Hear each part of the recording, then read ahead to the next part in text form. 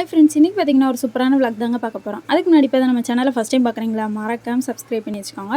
So இன்றைக்கி பார்த்தீங்கன்னா இந்த நூடுல்ஸ் தான் பண்ண போகிறோம். ஸோ இது பார்த்தீங்கன்னா பாஸ்தா தான். இது ஒரு ஃப்ளேவரில் உள்ள பாஸ்தா. ஸோ அதுதான் எப்படி பண்ணலாம் அப்படின்னு தான் நம்ம பார்க்க போகிறோம். ஸோ அதுக்கு பார்த்தீங்கன்னா நூடுல்ஸ் பொடி ஒன்று வாங்கிட்டு வந்திருந்தேன். செம்ம டேஸ்ட்டாக இருந்துச்சுங்க அதை போட்டதுமே. ஸோ நான் என்னென்ன பண்ணுறேன் அப்படின்னு தான் காட்ட போகிறேன். ஸோ வீடியோ ஃபுல்லாக ஸ்கிப் பண்ணாமல் பாருங்கள். வாங்க வீடியோக்குள்ளே போகலாம். ஸோ ஃபஸ்ட்டு பார்த்தீங்கன்னா வெங்காயம் இருக்குது பார்த்தீங்களா, அதில் உள்ள தொலியெல்லாம் நல்லா உரித்து வச்சுக்கிட்டேங்க. ஸோ உரித்து தனித்தனியாக வச்சதுக்கப்புறம் அதை வெட்டுறதுக்கு பார்த்திங்கன்னா ஈஸியாக இருக்கும். அதனால் பார்த்திங்கன்னா தொலியெல்லாம் உரிச்சிட்டு அப்புறம் பார்த்திங்கன்னா வெங்காயத்தை கடன்னு விட்ட ஆரம்பிச்சிட்டேன் நான். ஸோ நல்லா குட்டி குட்டியாக வெட்டி வச்சுக்கோங்க. நான் பார்த்திங்கன்னா நல்லா குட்டி குட்டியாக வெட்டி எடுத்துக்கிட்டேன். இதுக்கு பார்த்திங்கன்னா 3 வெங்காயம், 1 தக்காளி எடுத்திருக்கேன். உங்களுக்கு தேவையான அளவு நீங்கள் போட்டுக்கோங்க. நான் பார்த்திங்கன்னா எனக்கு எங்கள் அம்மாவுக்கு மட்டுங்கிறதுனால நான் அப்படி போட்டிருக்கேன். ஸோ அதுக்கடுத்து பார்த்திங்கன்னா வெட்டியெல்லாம் முடிச்சாச்சு. அப்புறம் பாஸ்தா பார்த்திங்கன்னா கொஞ்சோண்டு எடுத்திருக்கேன் நான். அதுக்கடுத்து பார்த்திங்கன்னா நம்ம என்னென்ன வெட்டியிருக்கோன்னு பார்த்திங்கன்னா ஒரு தக்காளி, 3 வெங்காயம், அப்புறம் பார்த்திங்கன்னா ஒரு எக்கு எடுத்து வச்சுருக்கேன். ஸோ அதுக்கடுத்து பார்த்திங்கன்னா அடுப்பை பற்ற வச்சுக்கோங்க. அடுப்பை பற்ற வச்சுட்டு கடாயை வச்சு 2 டம்ளர் தண்ணி ஊற்றிக்கிறேன் நான்.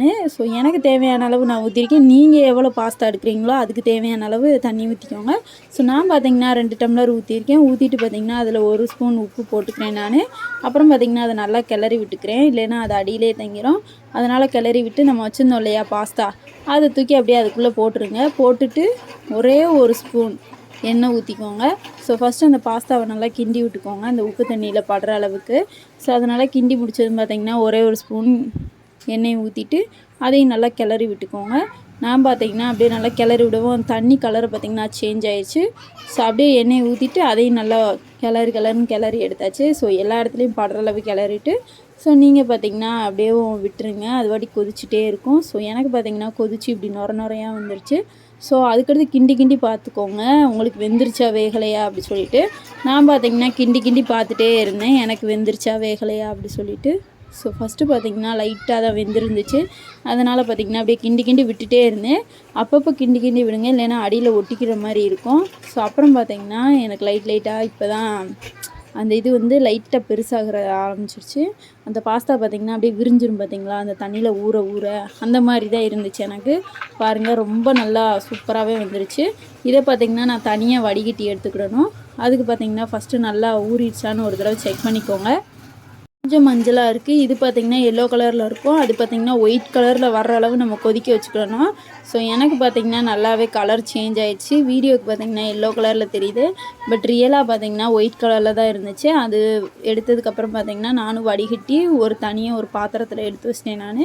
எடுத்து வச்சுட்டு பார்த்திங்கன்னா அதே கடாயில் பார்த்திங்கன்னா லைட்டாக காய விட்டிங்கன்னா தண்ணி காஞ்சிரும்.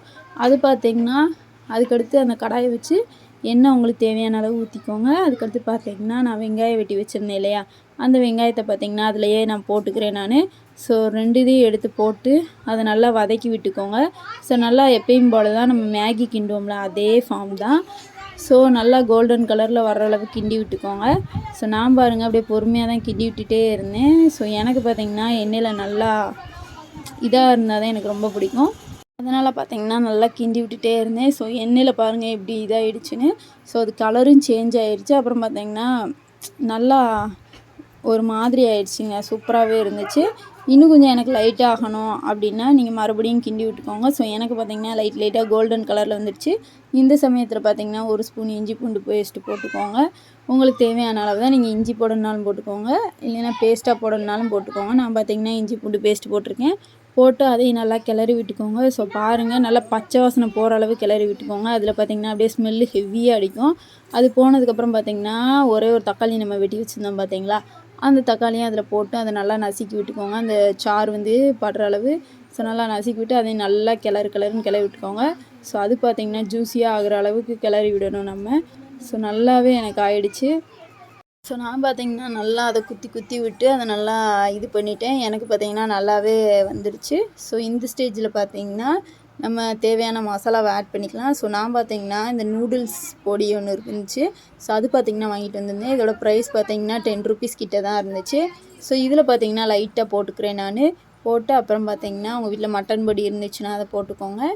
ஸோ அதுக்கடுத்து பார்த்திங்கன்னா பிரியாணி பொடி உங்களுக்கு தேவையான பொடி போட்டுக்கோங்க. எனக்கு ஃப்ளேவருக்கு வேணும் அப்படிங்கிறதுனால இந்த பொடியெல்லாம் நான் போடுறேன். ஸோ அதுக்கடுத்து பார்த்திங்கன்னா லைட்டாக பிரியாணி பொடி, அப்புறம் பார்த்திங்கன்னா கரம் மசாலா பொடி இருக்குது பார்த்திங்களா, அதுவும் போட்டுக்கிறேன் நான். போட்டு அப்புறம் பார்த்திங்கன்னா லைட்டாக பெப்பர் பொடியும் தூவி விட்டுக்கோங்க. ஸோ இதெல்லாம் போட்டு அதை நல்லா மிக்ஸ் பண்ணி விட்டுக்கோங்க. இந்த மசாலா வடை போகிற அளவு நல்லா மிக்ஸ் பண்ணி விட்டுக்கிடணும்.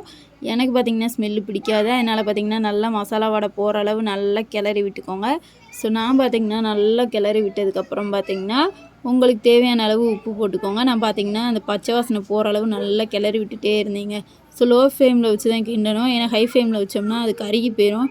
அதனால் பார்த்திங்கன்னா நான் லோலேயே வச்சு கிண்டிட்டு அப்புறம் பார்த்திங்கன்னா டொமேட்டோ சாஸ் ஊற்றிக்கிட்டேன் நான். ஸோ ஊற்றிட்டு அதையும் நல்லா கிளறி விட்டுக்கோங்க. ஏன்னா உரப்பு ஹெவியாக இருந்துச்சுன்னா இது லைட்டாக எடுத்துரும். ஸோ உங்களுக்கு தேவைன்னா நீங்கள் உரப்பை ஆட் பண்ணிக்கோங்க. எனக்கு பார்த்திங்கன்னா உரப்பு வேணாம் அப்படின்னு தோன்றதுனால நான் பார்த்திங்கன்னா டொமேட்டோ சாஸ் ஆட் பண்ணியிருக்கேன். அதை ஆட் பண்ணிவிட்டு அதை நல்லா கிளறி விட்டு தேவையான அளவு உப்பு போட்டுக்கோங்க. நான் பார்த்திங்கன்னா 1/2 ஸ்பூன் உப்பு போட்டிருக்கேன். ஸோ அதை பார்த்திங்கன்னா அப்படியே நல்லா கிளறி விட்டாச்சு.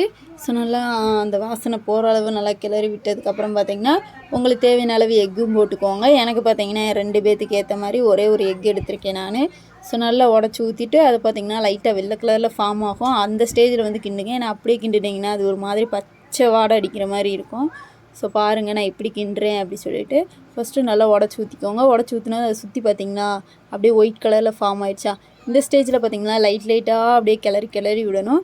ஓரமாக கிளறி விட்டதுக்கப்புறம் பார்த்திங்கன்னா அப்படியே மொத்தமாக கிளறிட்டு அது ஃபுல்லும் மசாலா ஃபுல்லும் அந்த எக்கில் வந்து ஒட்டுற அளவு நம்ம வச்சுக்கிடணும். நான் பார்த்திங்கன்னா எல்லாத்தையுமே கிளறிட்டு எனக்கு பார்த்திங்கன்னா இந்த ஸ்டேஜில் தான் இருந்துச்சு. அதை ஃபுல்லும் நல்லா கிளறி முடிச்சதுக்கப்புறம் பார்த்திங்கன்னா நம்ம வச்சுருந்தோம் இல்லையா பாஸ்தா, அந்த பாஸ்தாவை எடுத்து அப்படியே அதில் கொட்டிடணுங்க. ஸோ நல்லா கொட்டிக்கோங்க. எனக்கு பார்த்திங்கன்னா ஒட்டிக்கிச்சு. ஸோ ரொம்ப நேரம் வச்சுருந்ததுனால ஒட்டிக்கிச்சு. அதுக்கடுத்து பார்த்திங்கன்னா அதை நல்லா எடுத்து விட்டு அப்படியே அதுலேயும் போட்டு அதை நல்லா கிளறி விட்டுக்கோங்க. ஸோ நல்லா அந்த மசாலா உள்ளே போகிற அளவு நல்லா ஒரு துணியை வச்சு பிடிச்சிக்கோங்க. பிடிச்சிட்டு நல்லா கிளறி விடுங்க. ஸோ உங்களுக்கு எவ்வளோ கிளற முடியுமோ அந்த அளவுக்கு கிளறி விடுங்க. நான் பார்த்திங்கன்னா மசாலா நல்லா உள்ளே போகிற அளவு கிளறி விட்டுட்டேன். ஸோ அடுத்து பார்த்திங்கன்னா நல்லா கிளறி விட்டதுக்கப்புறம் நல்லா அடுப்பையும் ஆஃப் பண்ணியாச்சு. ஆஃப் பண்ணிவிட்டு பார்த்திங்கன்னா இதை ஒரு தட்டுக்கு ட்ரான்ஸ்ஃபர் பண்ணிவிட்டு ஸோ எனக்கு எங்கள் மம்மிக்கு எடுத்தாச்சுங்க. எடுத்துகிட்டு நாங்களும் சாப்பிட ஆரம்பிச்சிட்டோம். ஸோ பாருங்கள் ஃபைனலாக இப்படி தான் இருந்துச்சு. நல்லா மசாலாலாம் உள்ளே இறங்கிருச்சு. ஸோ சூப்பராக இருந்துச்சுங்க. ஸோ இந்த பாஸ்தாவில் பார்த்திங்கன்னா நல்லாவே மசாலாலாம் ஒட்டி இருந்துச்சு. சூப்பராக இருந்துச்சு. நீங்கள் வாங்கணும்னா கண்டிப்பாக இந்த பாஸ்தா வாங்கி ட்ரை பண்ணுங்கள். வேறு லெவலில் இருந்துச்சுங்க சீரியஸாகவே. ஸோ அதுக்கடுத்து பார்த்திங்கன்னா நானும் சாப்பிட ஆரம்பிச்சிட்டேன். சுட இருந்துச்சு. எனக்கு ரொம்ப பிடிச்சிருந்துச்சுங்க. ஸோ போன தடவை பாஸ்தா பண்ணும்போது பார்த்திங்கன்னா அதில் மசாலாவே ஒட்டலை. இந்த இதில் பார்த்திங்கன்னா நல்லாவே ஒட்டி இருந்துச்சு. அந்த ஸ்ப்ரிங்காக இருந்துச்சா, சூப்பராக இருந்துச்சு சாப்பிட்றதுக்கும். ஸோ ஃபைனலாக நானும் மனசுக்கு திருப்தியாக சாப்பிட்டு எனக்கு இந்த டே இப்படி தாங்க போச்சு. ஸோ உங்களுக்கு எப்படி போச்சு அப்படின்னு மறக்காமல் கமெண்ட்டில் சொல்லிவிட்டு மறக்காமல் நம்ம சேனலை சப்ஸ்கிரைப் பண்ணிக்கோங்க. ஸோ நீங்களும் வீட்டில் கண்டிப்பாக ட்ரை பண்ணி சாப்பிட்டு பாருங்கள். வேறு லெவலில் இருக்கும். ஸோ உங்களுக்கே ரொம்ப பிடிக்கும். பாஸ்தா பிடிக்கிற உங்கள் ஃப்ரெண்ட்ஸ்க்கு மறக்காமல் ஷேர் பண்ணி விட்ருங்க. ஸோ நான் நல்லா மனசுக்கு திருப்தியாக சாப்பிட்டேங்க. So bye. அடுத்த வீடியோவில் உங்களை மீட் பண்ணுறேன். Ta-ta, bye bye.